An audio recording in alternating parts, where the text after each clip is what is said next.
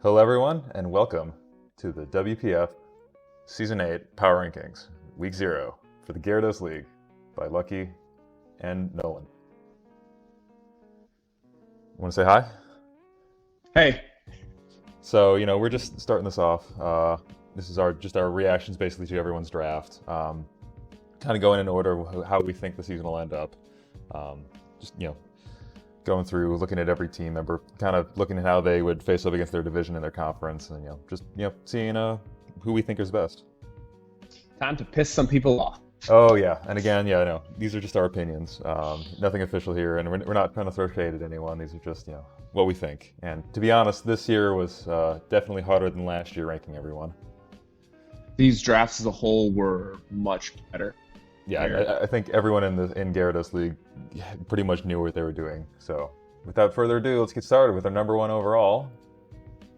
We have the West Texas Torteras, coached by the Critic, and just a really solid team overall. The combination of Gallade, Zero Era, and Excadrill as your offensive core. I think that's going to be really strong for him going into his matchups. Yeah, he also, in addition to that, he also has a good, defensive backbone as well, so you're not fully offensive. I mean, he's got the Man Buzz, the Slow King, and the Wheezing that could just eat hits up.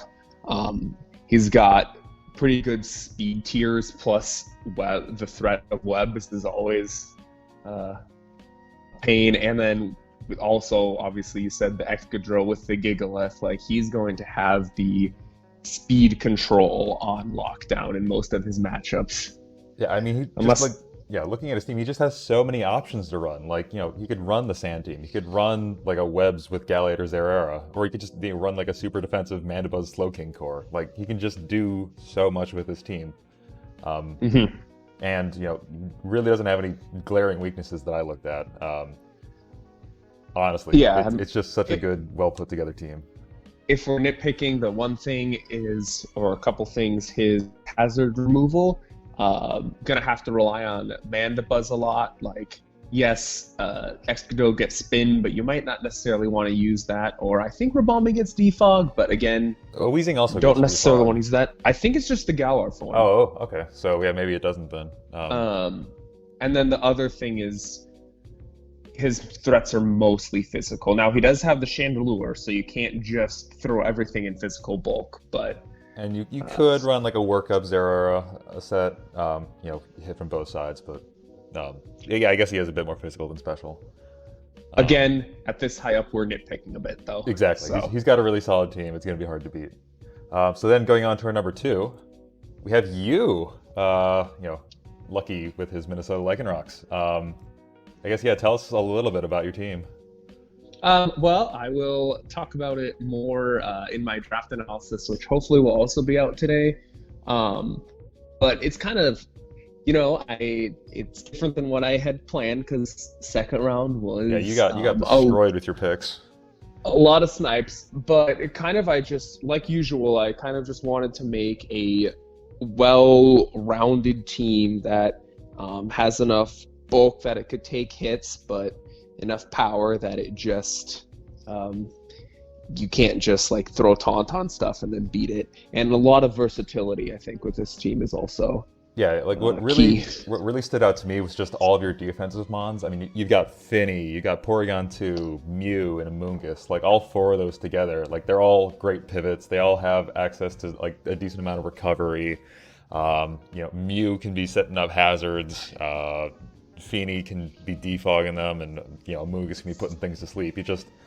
Your team is going to be hard to break through, I feel like. And since you have all 4 of those options, obviously you don't have to bring them every week, so you can pick and choose kind of what your defensive backbone for the week is going to be. I really like that. That was a little bit of the goal, was making sure that, because of how versatile they can be, making sure that Tapu Fini and Mew aren't forced into a defensive role every week. Exactly, yeah, they can run, whatever. Another thing I really liked about your team is just all the hazards you have, the combination of Greninja and Mew. You can just, set up so many things, just Spike Stack or T-Spike Stack, and you've got Rocks and Lando. So I really do like your team. think it has a lot of options. Okay, going on to our number 3. We got me. And again, we tried not to rate each other, or rate ourselves. We only rated each other, and we both had each other as our number 2s on our personal rankings. So we decided to go with you first, just because I think the people in Discord chat had you a little bit above me. But yeah, I went over this in my draft review a little bit. But basically, I didn't have a plan going into this draft. I just kind of grabbed what fell to me at the point. So I ended up, kind of picking Dragapult and Celesteela and building around them a little bit. Yeah, and I could talk about, I really liked your, the fact that, with your next picks, you really did support your first couple of picks well, Dragapult and Celesteela. I mean, Rotom Heat takes away the ice weakness and both of Celesteela's weaknesses. So you have Obstagoon for the Ghost and Dark weakness of Dragapult. So overall, you covered those weaknesses really well. Dragapult plus Mega Medicham is just stupid, and the fact that you were able to get Mega Medicham as your last pick and wait all the way till the end is ridiculous. And then your speed control is, you've got the Baton Pass Scolipede that you could pass speed boost to things if you want. Plus you have the threat of webs with Slurpuff. Its speed is pretty good. It's going to be difficult to deal with your speed options. The only thing your team, it has, as I said, I try to find a little bit nitpick things wrong with each team because no team is completely perfect. It has the potential, because you don't have a ton of recovery, it could have the potential to be worn down throughout a match if you're not wish passing with Slurpuff. Yeah, if I'm going against both your teams, that's something I'm going to be have to be looking out for. But I was kind of thinking this team might be more, offensive, right? Just kind of based on my upper end picks. I don't know. I'm really excited to use Quagsire. Just to look at that fucking face. That derpy face. Oh my god, yeah. And yeah, I'm just so used to picking high tier water types. I figured try lower type, see if they can actually, cut it for me. Okay, I guess going on to the next one. We have the Reunited Kingdom, and his, Lando T team here, essentially. He just has so many pivot options. That's what really is sticking out to me here. That Scissor, U-Torn, Lando, and Reuniclus with regen and Toxapex. Yeah, that Reuniclus and Toxapex core is going to be disgusting. It is. The one I really liked how this team's going to be hard to break. It has a ton of good bulk, but also, other than Toxapex, the bulk isn't passive, which is nice. So it's going to be hard to break it, but you can't just stick something in there and be like, haha, I'm subbing up. You can't break my sub. No, you're going to have to try to break a team while still taking damage yourself. Yeah. And yeah, I had his two picks, the Scissor and Lando T, just go together so well, I think. Both being those big, you can run them both physically and specially, defensive if you want to. They can both be super offensive as well. I just think that is a balance or offensive core. Those two are just going together could be great for him. Another thing I really like about his team are his tier 5 picks. I think he got some incredible value out of his tier 5. I know I've used Gourgeist in the past. Just the versatility that it brings, being able to run all those different forms is great. And then I think Tauros is so underrated down there. Mm-hmm. And being able to run there's Sheer Force Life Orb sets, and it has a decent move pool to support that. So I think this team's going to be great. Speaking of his low tiers, the only downside is that his speed basically comes from his lower tiers. He doesn't have a lot of upper end speed, and so depending on the matchup, I know there are still Talonflame and Tauros are still useful, but depending on the matchup, if he's having a hard time bringing it, he could lose a little bit in the speed game. But again, he's got a lot of bulk to deal with that. So That is an issue. But the priority from Scizor and Talonflame, he'll be able to do some things with those, even though I don't know, they're not the best offensive threats, but we'll see what they do. I liked how he picked up Magnezone so that someone else didn't have to use it against him and his Scizor. Yeah. That's a good pick for him. Make sure it doesn't get counterpicked with that. So yeah, I guess going into our next one. With number 5, we have Midi and the Collingwood Corviknights. With that Urshifu Coco core, which is just so scary. Yes. You got to remember, looking at it, it is the Rapid Strike, so not quite as good. It's still pretty good. But still really good. I think it does lose that Wicked Blow, but I think Aqua Jet is better priority move than Sucker Punch, just because you don't have to predict about it. Yes. But yeah, other than that, Aerodactyl, he just has so much high-end speed there on his team. Mm-hmm. And I really like the fact that once he started with his first 3 picks of in some order, it was the Tapu Koko, then Urshifu, then Aerodactyl, and then just the middle of his draft until the very end is just all bulk, because after those 3 you didn't really need more offensive. Now some of them Metagross and even Incineroar can still do offensive things, but they just have Hoopa there as well. Hoopa has some crazy good. Well, I think it's 130 both. Yeah, and then Hitmonlee too. He started off really, really offensive, and then the middle is just all bulk, and then at the end, it's there's 2 more offensive threats that I'm going to throw on. But it's a very well balanced team. Mm-hmm.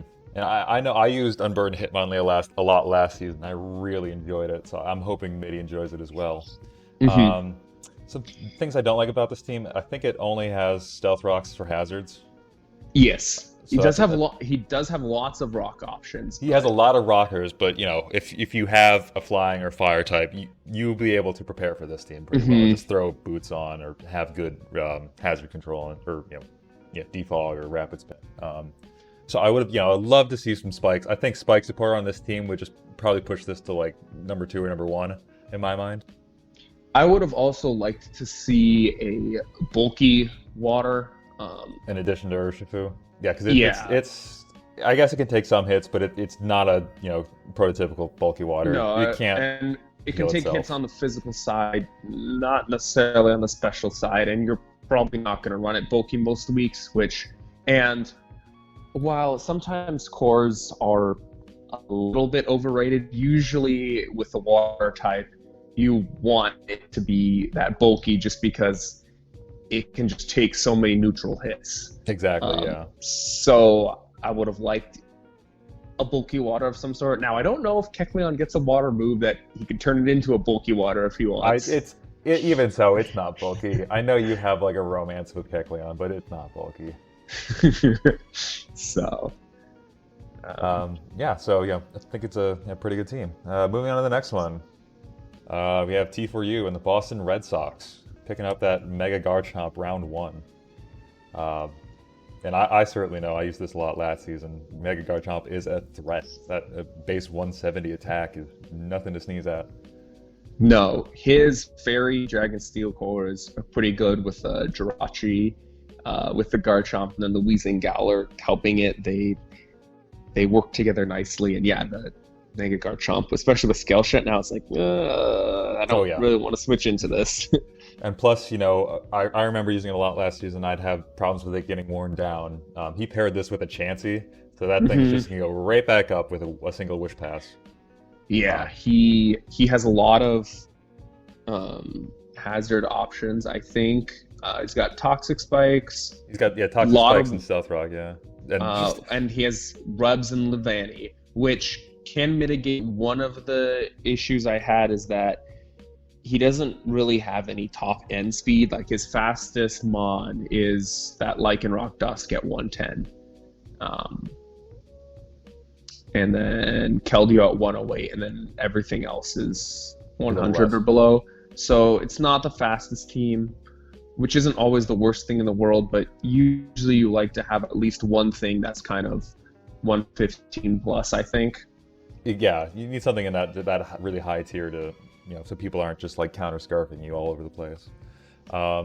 I just want to point this out. I don't know if this is good or bad. He drafted 3 of the legendary birds. I was gonna say props to drafting 3 of the birds. I have it plus for style, definitely. I just love how they many do share a weakness, but electric is usually a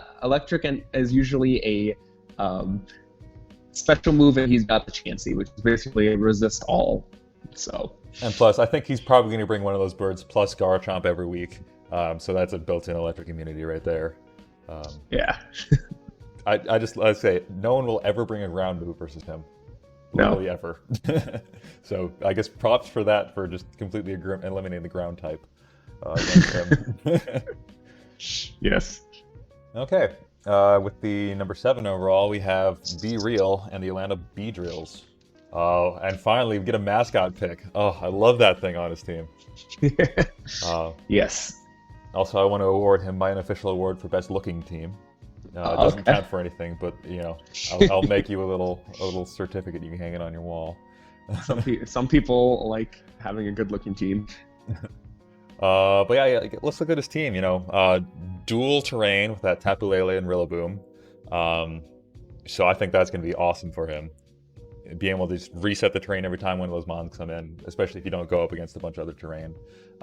He's got a lot of priority control, with that psychic terrain. So no one's going to be priority against his Lele. And then when he brings the Rillaboom in, he has priority now with his grassy terrain. So I like that combo going for him. I really think, even though it's I don't know, I think we have a tier 3 with the Reggie Draco. I think this team does a pretty good job with the Mega Beedrill and the Bisharp of pressuring fairies. And so if you can get rid of fairies, that's the one thing, and then Reggie Draco just comes in and clicks its dragon moves. Exactly, yeah. I also like it now has good wish support with that Vaporeon, being able to do a slow flip turn into Reggie Draco to get off those big dragon energies. So that'll be great for him. And I really like how this team has a good mix, in my opinion, of special and physical offense. Definitely. I guess, some downsides for this team. Not a ton of hazard support. I guess Bisharp does get Stealth Rocks. I don't know if you run it. Donphan, you obviously are pretty much always running Stealth Rocks. And then I don't know that if he's ever going to want to run Toxic Spikes on that Beedrill. I think he's going to want to be using that offensively most weeks. Yeah, and he also doesn't have, with his setters, he also doesn't have the best removers. I mean, Donphan's basically what you're relying on. Again, I think Mega Beedrill and Archeops get defog, but you're rarely going to run those probably. Yeah, and I think that's a thing he needed to do better, because Beedrill is going to be especially susceptible to Stealth Rocks, because he obviously can't be running heavy-duty boots. I think he definitely could have done better with his removal options here. Maybe pick up a Magic Bounce user, I don't know, something like that. But I think he's going to have... Hazard control is going to be something he's going to have to worry about a lot in these matches. Okay, moving on to number 8. We have Pardes and the Lafayette Larvatars with his crazy, bulky team, in my mind. It's funny that you say it's bulky. I had a thing that it's... I don't know. Well, okay, I think it's bulky, but I don't think it has good recovery. I think a lot of his mons can take 1 or 2 hits, and then they won't be able to recover. I think I was saying it's got a great offensive presence. Okay. But I do think that Scizor and Latias could be forced to run a little bit bulkier sets sometimes, and I don't necessarily like Mega Venusaur on this team, not just because it was a snipe, but because other than Mega Venusaur, really looks like this team was going for more of an offensive team. And Mega Venusaur tends to like being on a more balanced team. This is the first season we've unbanned Blaziken, so I'm excited to see, is he going to be passing speed like that Primarina or that Crocodile maybe, instead of a Moxie Soup with Crocodile? Or just be passing, because they can also pass Swords Dances and Nasty Plots around. So if it's not running the speed boost. Yeah, that's true. But I'm excited, kind of see how much he ends up using that. I can see him As a just bringing Blaziken just as like a sweeper most weeks, if I'm being right, honest. I or don't know is he that going to how use long. it as a is he going to use it as a passer, or is he going to use it just take the speed for himself? Yeah, exactly. I really like his low tier picks. Girder's always a fan favorite. The little mid stage that could. Uh, he's got pretty good hazard control. Frostlass, giving good Frostlass Crocodile, good setup mons, and then Latios always a perennial defogger. Girder, Groudon, all good defoggers there. So I think he's pretty in control of his hazards. But yeah, just again that Venusaur just doesn't make the most sense on this team, we think. Right. Okay, so now we're moving to the back half of the draft. With our number 9 Asdf in the Sydney Thunderous, picking up that Mega Mawile, which is so scary with that huge power threat. Mm-hmm.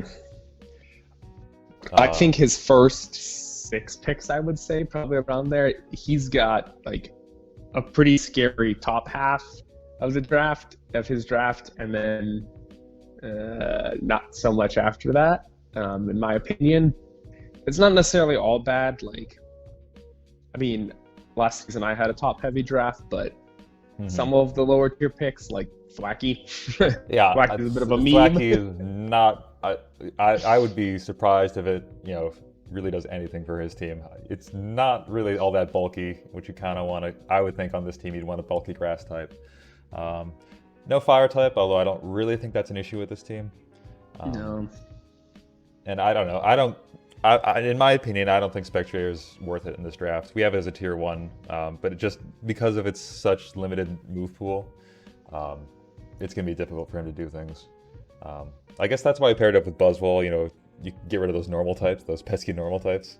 Or dark types. Or dark types, yeah, both of those. So yeah, Spectrier or Buzzwole is probably a good core there. But yeah, I'm just not the biggest fan of Spectrier. Again, just like last season, and we may have been wrong about it, his threats are mostly physical.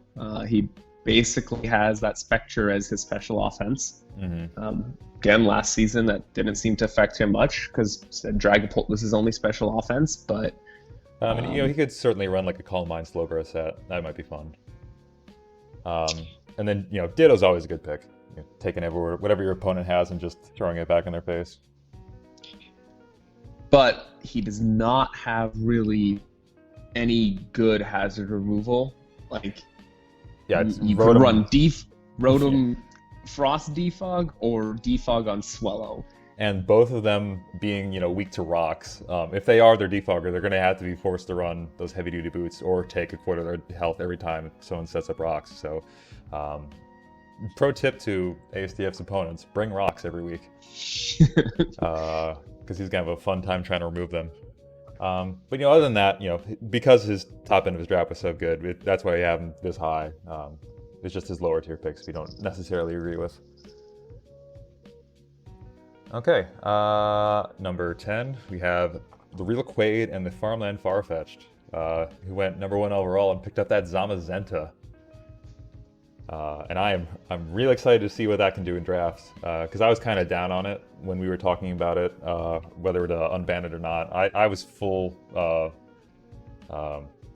it's not super strong, you should be allowed, but I guess, yeah, we'll see what he does with it. It depends. As we were talking about, it depends on the team, and I think he did a decent job about supporting it. Like, Rotom Wash is probably about the best partner you could give it because it is immune to the ground type moves, which he also has the Bulu to get rid of. It's resists the fire type moves that Zamazenta's weak to, and then it's neutral, but depending on the thing, it might not care too much about the fighting attacks, plus Will-O-Wisp. So I do think he did a pretty good job at supporting his Zamazenta. So yeah, and Altaria is going to be fun.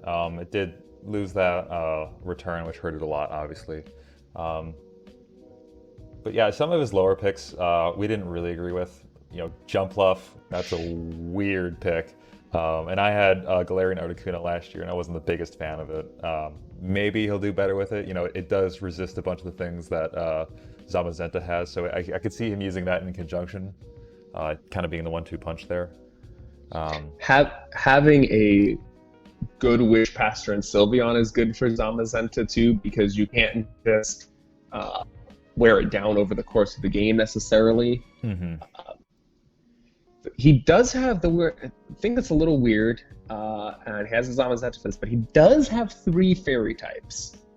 True, yeah. So that's sharing a decent weakness there. I guess it is nice because, you know, he does have that both steel and poison resist on the Zamazenta. Zamazenta does pair up well with them. But, you know, again, do you really need 3 fairy types? You know, a combination of Sylveon, Bulu, and Altaria, they can all run the same role. Kind of be like a little cleric, or they can all be breakers, essentially. So we'll see what he does. I believe it was available at the time. I would have gone with Rillaboom over Bulu. Definitely, because yeah. it still gives the grassy terrain, but doesn't have that added fairy.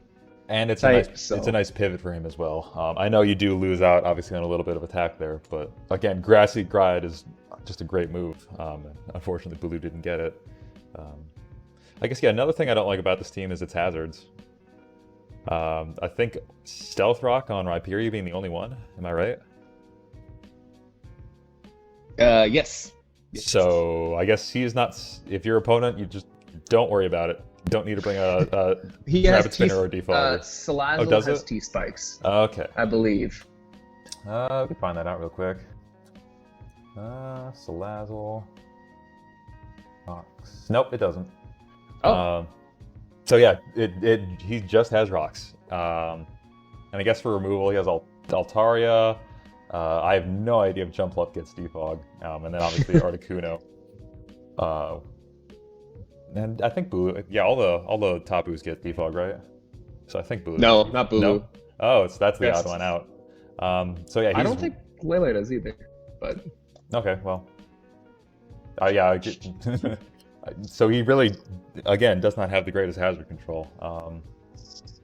I don't know if his team is necessarily susceptible to like hazard stack. I think most teams are. So I guess just we'll have to see how this plays out. But I think him not really being in control of hazards is going to hurt him a little bit here. Mm-hmm. Okay, moving on to number 11. We have Grubbins and the Colorado Cherubi. Now, you had this team higher than I had it, so how about you talk about this a little bit? I did. So what I like about the team is it's got a lot of... it's got a good balance with its offensive or defensive. Like, you can pressure offensively with Haxorus, Aegislash, Infernape, and then you've got Mega Bro, Slowking, Galar, which props to having 2 of the slow bros, I guess. 2 of the slow twins. Aromatisse. So I think having the ability to go offensive, defense, and having good balance on the team is good. He also could go fast or decide to do Trick Room. So that's always a plus, and a decent amount of versatility. But I think the biggest issue with this team, and I think why you had a lot lower, he has a major speed gap between Haxorus and I believe Aegislash is the next one, and that you've got like that's a lot of Pokemon in that, like that even in just that 80 range, you've got a lot of strong Pokemon. So. And he doesn't really have that super fast threat either. I think his fastest being Zarude. Is that 115? I think it's 105. So his fastest is the Alolan Persian at 115. Oh yeah, okay. I had those backwards. And a Alolan Persian really isn't that big an offensive threat. It's more of an annoyer, really. So I don't. Yeah, his speed isn't great. And I think this team could have been helped a lot by webs. You know. So that Zapdos or that you can run a fast Aegislash, or even Haxorus certainly. You know, be able to just come in and break instead of having to set up like, you know, autotomize a Aegislash or like a DD Hex or something like that. Other than that, I don't think his hazards are too too bad. Good Stealth Rocks and Piloswine. Colossal with the rocks and spikes and rapid spin, even though it is slow as all hell. Grab something at base 80 speed and you Yeah. just knock that gap out of the way. I think he said he didn't want a Alolan Persian because he grabbed the Zerud and said that's what he should have grabbed instead. So maybe he gets rid of that, but in that case he's losing his fastest option. Mm-hmm. So I don't know. He's got some hard decisions to make. I think this team could definitely though be improved a lot with some trades though. Yeah. Okay, going on another 12. We have Duck and the Rochester Reboot. And this team, in my mind, is just, I love his top 3 things on the board there. The Lopunny Mega, the Torrentee, and Raikou. All those, super fast, pretty good offensive threats, and they're all, have pivots into each other. Yes, his first 3 picks were excellent. That's a really good start to the draft. And then you moving down, his defensive options aren't bad either. Florges, Gastrodon, both pretty good mons, both access to recovery. And I guess Dragology's down there as well, good special defender. Reboot. I know it's a meme. And I guess you have to give him props for that. But Reboot's not a good Pokemon. It shouldn't be drafted. And just like we were talking about Grubbins, the last team, this one also has a major speed gap problem. And this one I think is even worse because of the fact is I think Honchkro's 75.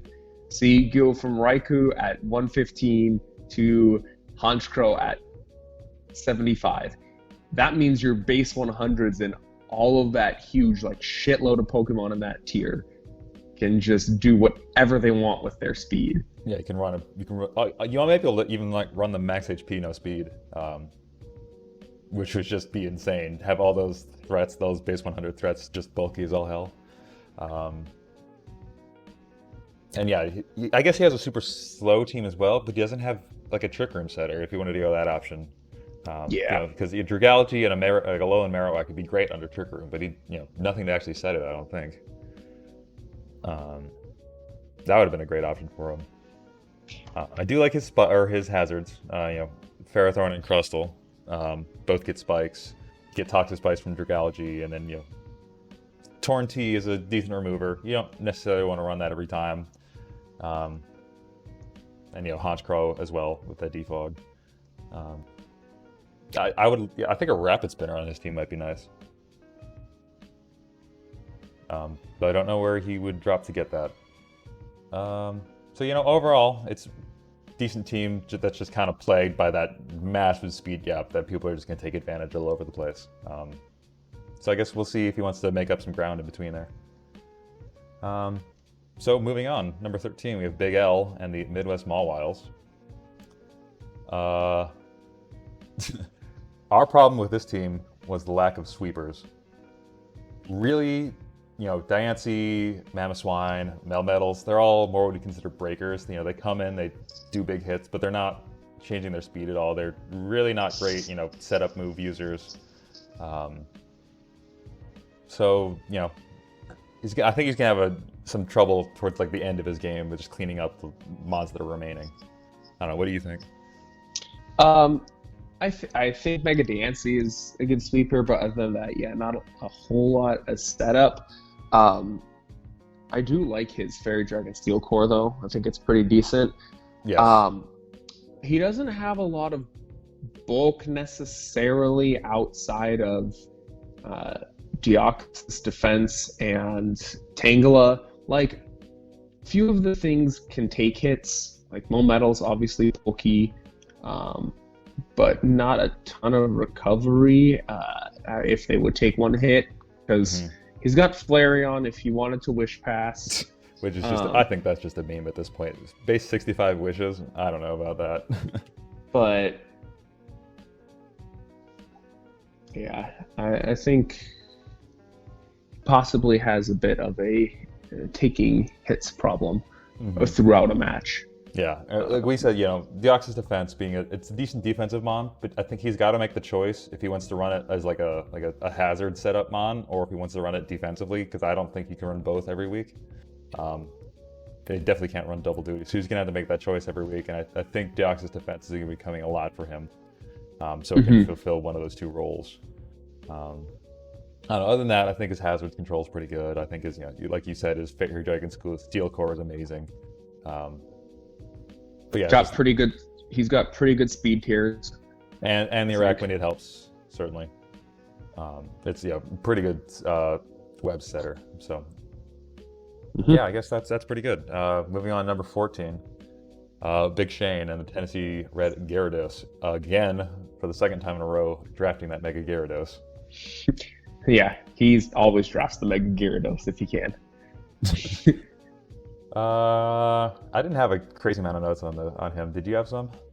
Yeah, some negatives. I don't necessarily know why he went Arcanine and Volcarona. Like, I know Volcarona is more of a setup threat, and Arcanine generally can run it more defensive, but I didn't necessarily like the fact that he has two fire types, especially when now it's not completely necessary, but especially when you don't have a dragon type, and more importantly, there's no fairy type on this team.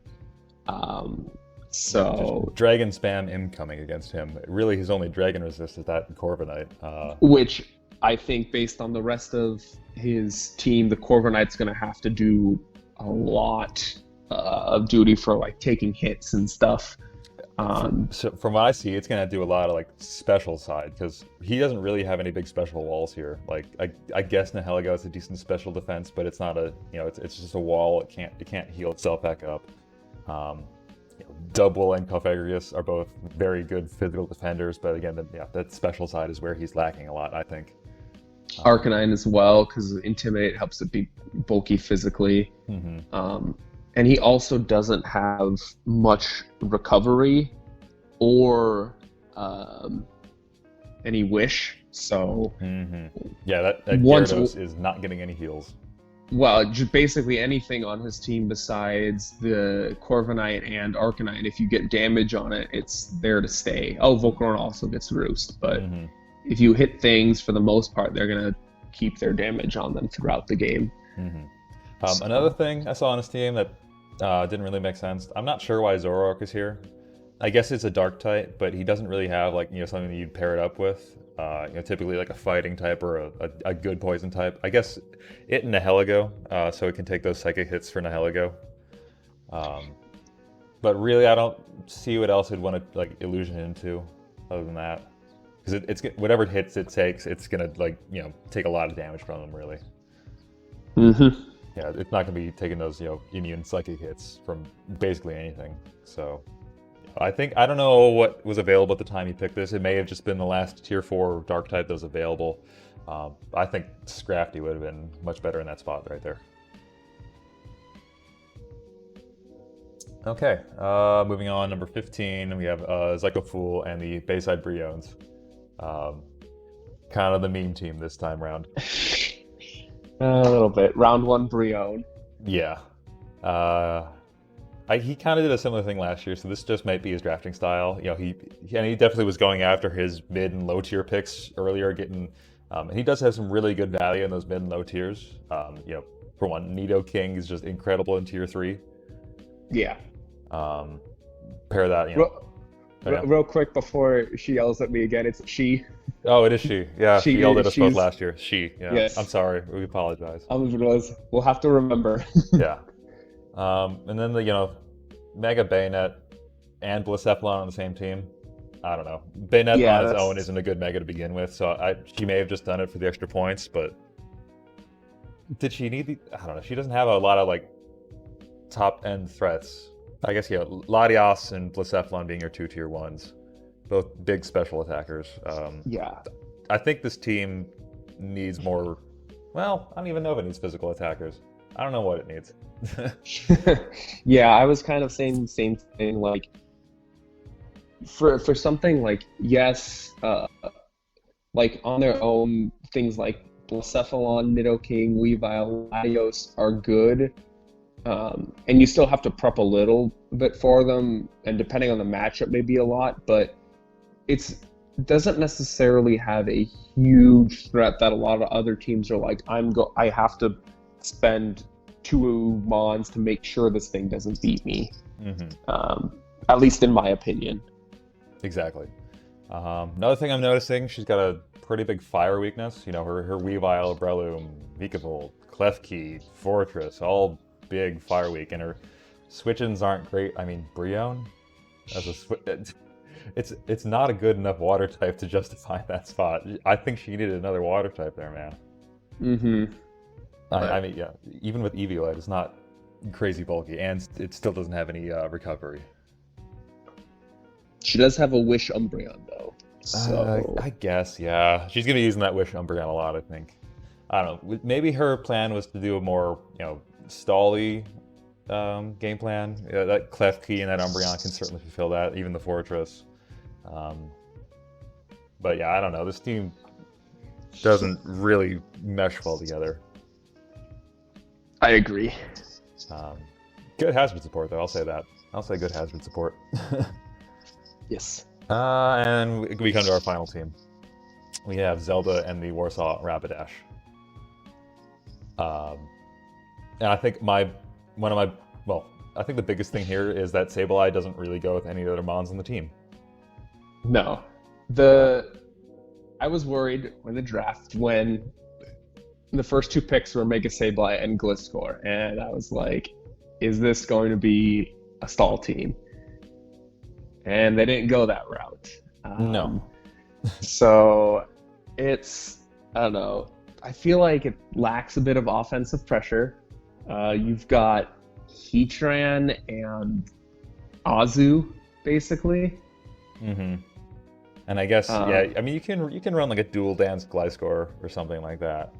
Or even like a Shell Smash Mini, those are all decent options, but yeah, this team doesn't have those big threats you think of when you think of like breakers in the draft tier. No. Also, this Mega Sableye will potentially deter hazards, especially if you lead it and get your magic bounce up.